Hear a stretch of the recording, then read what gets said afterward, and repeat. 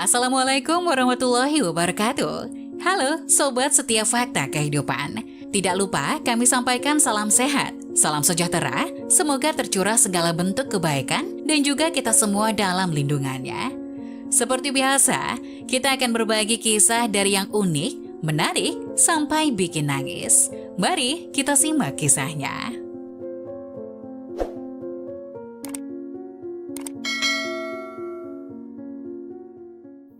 Terlalu bucin, kurir ini ditinggal nikah pacarnya setelah berkorban 8 tahun.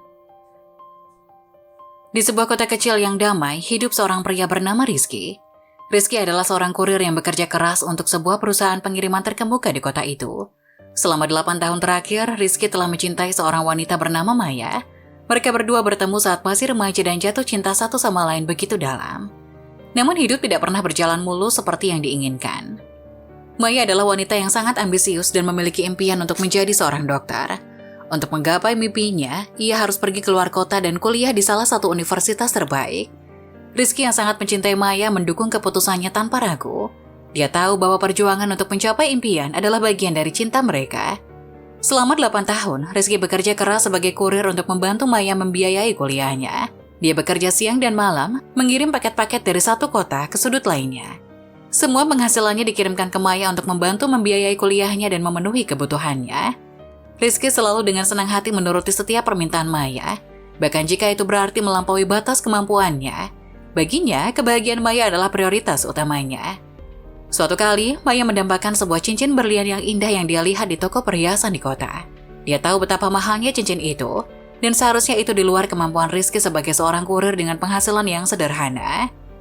Namun tanpa ragu, Rizky mulai menabung setiap uang yang dia bisa untuk membelikan cincin itu kepada Maya. Selama berbulan-bulan, Rizky menahan diri dari membeli barang-barang mewah dan merasakan kemewahan untuk dirinya sendiri. Dia makan dengan hemat, memotong pengeluaran yang tidak perlu dan bekerja lembur.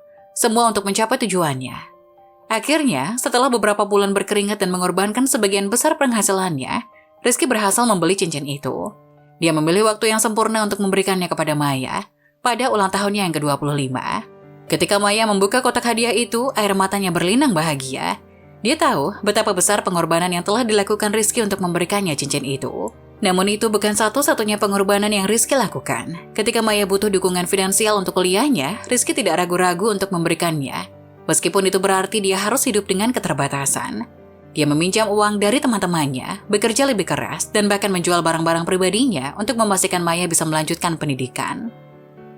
Rizky juga selalu siap membantu Maya dengan tugas-tugasnya. Terkadang begitu terlibat dalam proyek kuliahnya, sehingga dia merasa seolah-olah dia juga mengikuti kuliah. Dia menjadi pendengar yang setia untuk semua masalah Maya dan selalu memberikan dukungan moral yang sangat dibutuhkan. Namun semua pengorbanan itu bukan tanpa beban emosional. Rizky kadang-kadang merasa lelah dan di dalam hatinya dia merasa bahwa cintanya mungkin tidak cukup. Tapi dia terus berjuang karena dia tahu bahwa apapun yang dia lakukan, dia melakukannya demi cinta sejatinya Maya. Rizky, sebenarnya kamu cinta gak sih sama aku? Cinta dong Maya, kenapa sih kamu ngomong kayak gitu? Aku ngerepotin ya, aku selalu minta dibelikan banyak barang sama kamu. Enggak dong sayang, semua yang aku berikan adalah bukti cintaku ke kamu. Aku gak merasa keberatan kok. Beneran, kata Maya memastikan. Iya, beneran sayang, sini peluk. Maya pun memeluk Rizky dengan mesra. Rizky juga membalasnya dengan penuh kasih sayang. Ia sangat mencintai wanita dalam pelukannya itu. Ia juga bertekad, apapun yang Maya inginkan, Rizky akan melakukan semaksimal mungkin, agar wanita pujaan hatinya itu merasa bahagia di sisinya. Sayang, aku baru saja melihat sebuah tas yang aku idam-idamkan di mall kemarin, itu cantik banget dan pasti cocok buat acara kondangan. Bukannya kemarin aku baru beliin kamu tas? Iya, tapi yang ini tuh beda lagi, lucu banget sayang, aku bener-bener suka, beliin ya, please. Oke, aku akan mencarinya untukmu, tapi Maya, kamu tahu bahwa tas itu mungkin akan cukup mahal kan? Aku tahu sayang dan aku sangat menghargai semua yang telah kamu lakukan buatku selama ini. Tapi aku benar-benar pengen tas itu. Gak apa-apa Maya, aku akan mencoba yang terbaik untuk mendapatkannya buat kamu. Cintaku padamu adalah prioritasku. Terima kasih Rizky, aku sangat beruntung sekali punya seseorang pria seperti kamu dalam hidupku. Jawab Maya sambil mencium pipi Rizky. Pagi harinya Rizky bangun pagi dan bekerja dengan sangat giat. Upah 10.000 per paket menjadi semangatnya untuk memenuhi kebutuhan Maya. Selama perjalanannya sebagai kurir, Rizky sering bertemu dengan berbagai orang yang menceritakan kisah cinta mereka. Namun dalam hatinya hanya Maya yang mengisi setiap sudut pikirannya. Dia merindukan senyuman Maya, canda tawanya, dan pelukannya yang hangat. Setiap kali dia menyerahkan paket ke tangan pelanggan, dia teringat akan pengorbanannya untuk cinta sejatinya. Hingga akhirnya hari yang dinanti tiba, Maya lulus kuliahnya dengan predikat terbaik. Dia kembali ke kota tempat mereka bertemu untuk mengunjungi Rizky. Rizky tidak sabar untuk memeluknya dan menghabiskan waktu bersamanya setelah begitu lama berpisah. Namun saat mereka bertemu, wajah Maya tidak lagi memancarkan cinta dan kebahagiaan yang sama. "Sayang, selamat ya. Aku benar-benar bangga sama kamu. Akhirnya kamu bisa wisuda," kata Rizky sambil memberikan bunga berukuran besar kepada Maya. Penampilan Rizky kala itu sangat menarik perhatian siapa saja yang lewat. Membuat Maya agak risih menjadi pusat perhatian. Bagaimana tidak, Rizky memakai sepatu dekil yang biasa ia pakai untuk mengantarkan barang, dengan celana usang dan baju batik. Meski Maya tahu bahwa baju batik Rizky adalah baju baru, tapi kesan dekil dari Rizky tidak hilang karena kulitnya sangat hitam akibat sering terpapar sinar matahari. Maya yang merasa malu pun segera mengajak Rizky ke tempat yang sepi, dan mengucapkan terima kasih karena dirinya telah jauh-jauh datang untuk memberikan bunga. Tapi kala itu Maya berbohong mengatakan bahwa sehabis acara, dirinya bakal ada acara tambahan bersama teman-teman satu kelasnya untuk acara pribadi. Acara yang cuma bisa dihadiri teman-temannya saja. Mendengar jawaban dari Maya, Rizky pun agak sedih. Tapi dia tidak ingin menunjukkan kesedihannya di depan Maya. Ia tetap mendukung kegiatan Maya dan percaya padanya. Hari berganti, Maya dan Rizky kembali menjadi sepasang kekasih yang terlihat mesra. Rizky juga sangat senang karena Maya telah kembali ke pelukannya, menemani hari-harinya lagi. Membuat Rizky kembali bersemangat untuk bekerja demi bisa menikahi dokter cantik itu. Iya, 8 tahun pacaran. Rizky tidak ingin kehilangan Maya. Dirinya harus segera meminang kekasihnya agar tidak keduluan orang lain. Maklum saja, Maya adalah gadis cantik dan kini memiliki gelar. Pasti bakal banyak yang mengincarnya, tapi Rizky tetap optimis bahwa Maya tidak akan pernah mengkhianatinya karena cinta mereka sudah 8 tahun berjalan. "Sayang, aku senang banget bisa ketemu kamu lagi, tapi tahu nggak, aku baru saja melihat gaun pengantin yang sangat cantik di sebuah toko pernikahan tadi." "Oh ya? Apa kamu sudah sangat ingin menikah, sayang?" "Iya dong, masa enggak? Umur aku kan sudah nggak muda lagi." "Gaun itu punya ekor yang panjang. Full manik-manik dan cantik banget, pokoknya aku mau gaun itu sebagai gaun pernikahan aku." "Iya sayang, semoga aku bisa ngewujudin impian kamu yang satu itu ya." "Kamu selalu mengerti aku, Rizky, makasih ya. Tapi kamu harus tahu Maya, aku telah bekerja keras tiap hari dan selalu membelikanmu berbagai barang yang kamu inginkan. Kadang aku merasa sulit untuk menabung untuk masa depan kita bersama. Apa kamu mau menunggu lebih lama lagi?" "Aku tahu apa yang harus aku lakukan, Rizky, dan aku sangat menghargai semua yang telah kamu lakukan buat aku.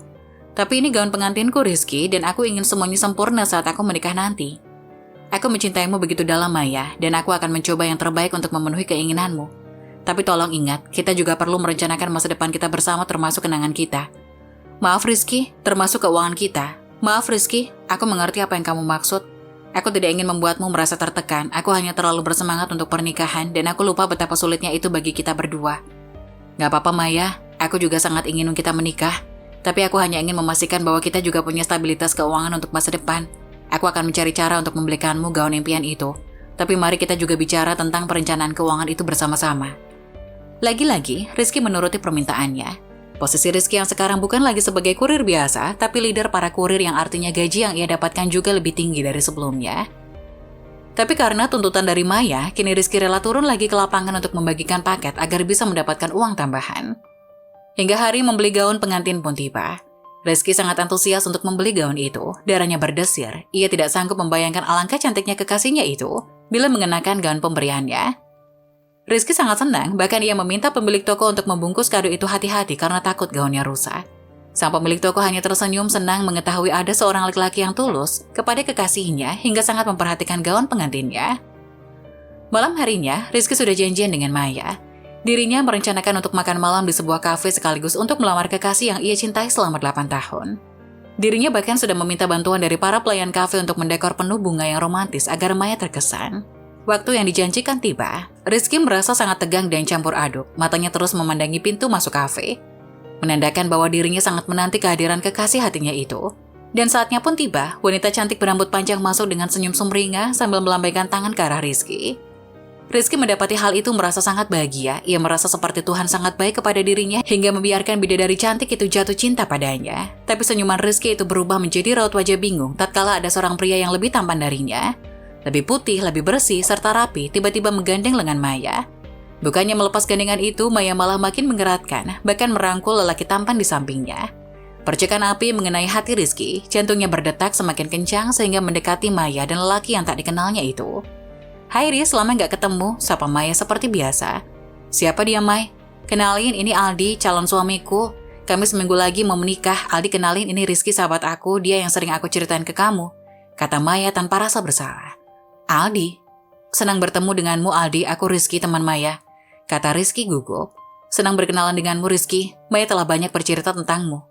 Di pertemuan yang sangat tidak diinginkan itu, Maya dengan bangga menceritakan bahwa Rizky adalah teman yang luar biasa. Dia telah selalu ada untuk Maya selama ini dan tanpa dukungan dan pengorbanannya, Maya mungkin tidak bisa mencapai impian menjadi dokter. Maya juga menceritakan tentang Aldi, seseorang yang sangat istimewa dalam hidup Maya. Mereka telah melewati begitu banyak hal bersama dan dia adalah orang yang selalu mendukungnya. Maya memberitahu Rizky bahwa selama ini dia telah bertemu dengan seorang dokter muda yang bekerja di rumah sakit tempat dia melakukan praktek klinik. Mereka telah berkomunikasi dengan intens selama beberapa tahun dan tumbuh dekat satu sama lain.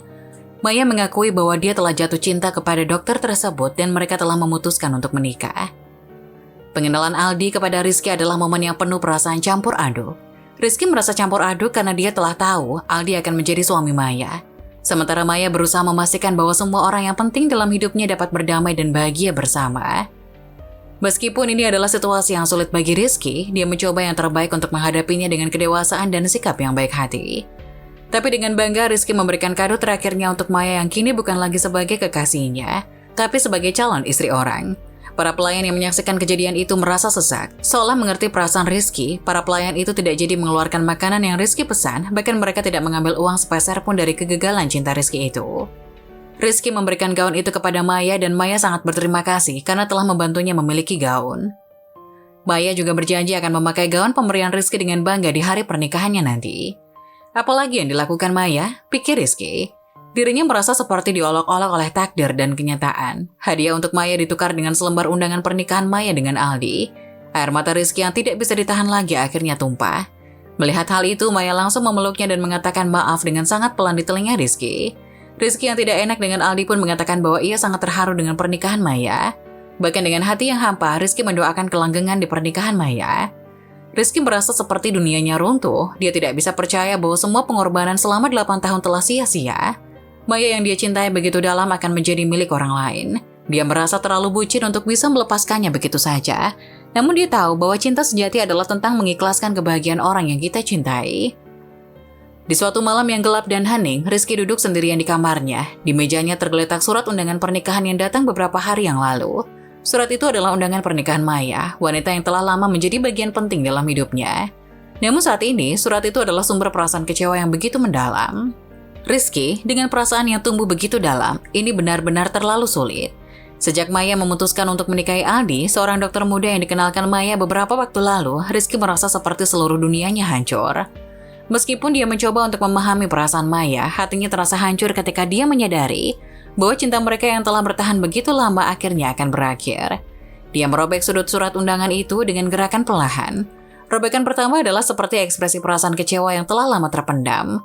Dia merasa seperti sepotong dirinya telah dicabut. Namun saat dia terus merobek surat itu, semakin dalam dia merasa kecewa. Suara kertas yang robek menghancurkan hening malam itu. Setelah surat undangan itu hancur dalam genggamannya, Rizky menatapnya dengan mata berkaca-kaca. Itu adalah tindakan melambangkan betapa dalamnya kekecewaan dan perasaan terluka yang ada di dalam dirinya. Ini adalah akhir dari semua impian kita bersama, Maya.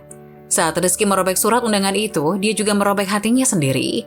Dia tahu bahwa dia harus bergerak maju dan mencoba untuk melupakan cinta yang telah lama dia simpan untuk Maya. Meskipun itu adalah tindakan yang menyakitkan, dia tahu bahwa dia harus menemukan kebahagiaannya sendiri. Bahkan jika itu berarti melepaskan cinta yang telah membuatnya terlalu kecewa. Dalam hatinya yang hancur, Rizky mengucapkan selamat kepada Maya atas pernikahannya yang akan datang. Dia berjanji akan selalu menjadi teman yang baik bagi Maya jika dia membutuhkannya. Kemudian dengan perasaan yang berat, Rizky kembali ke pekerjaan sebagai kurir, membawa pengorbanannya yang terlalu bucin bersamanya. Meskipun hatinya penuh dengan kesedihan, Rizky belajar bahwa cinta sejati tidak selalu berakhir bahagia. Kadang-kadang pengorbanan yang besar adalah tanda cinta yang tulus. Dia mungkin telah kehilangan cinta sejatinya, tetapi pengorbanannya akan selalu menjadi tanda cintanya yang abadi kepada Maya. Nah, bagaimana menurut kalian? Jangan lupa tulis pendapat kalian di kolom komentar ya. Wassalamualaikum warahmatullahi wabarakatuh.